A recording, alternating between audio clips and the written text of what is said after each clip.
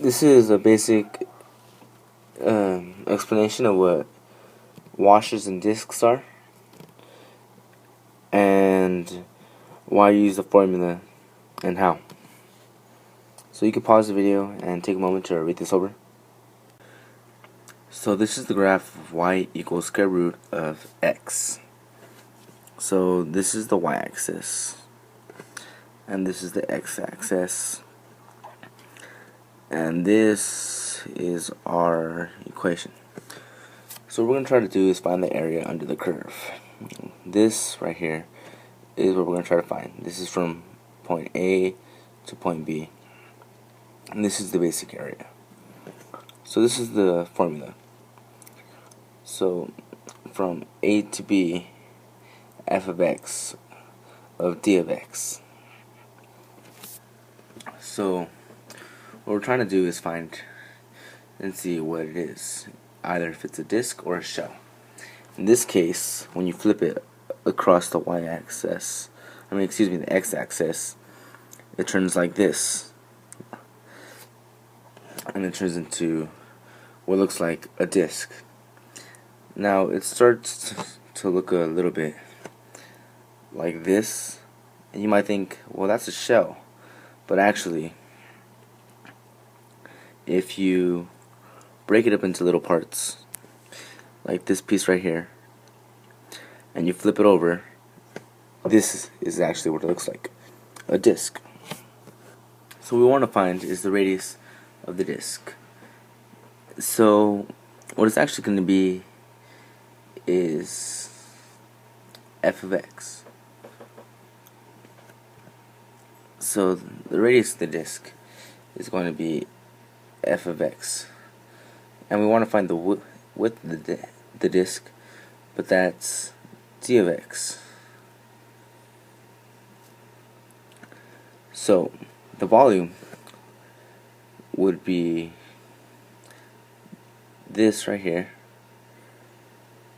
times this height.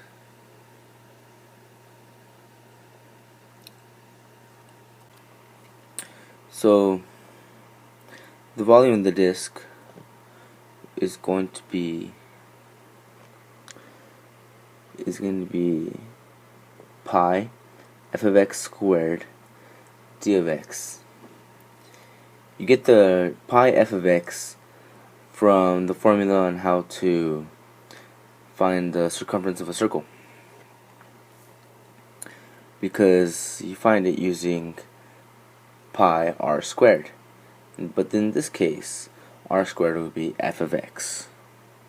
So the volume of the whole thing is going to be the volume of the definite integral from a to b of pi of f of x squared d of x. Well, I know it's a little sloppy, but this is the same graph as the last one. Just a quick little sketch. And so because the graph of this is y equals square root of x, we know that the radius is going to equal square root of x squared. So this would equal pi times x, because right here, this part right here is equal to square root of x.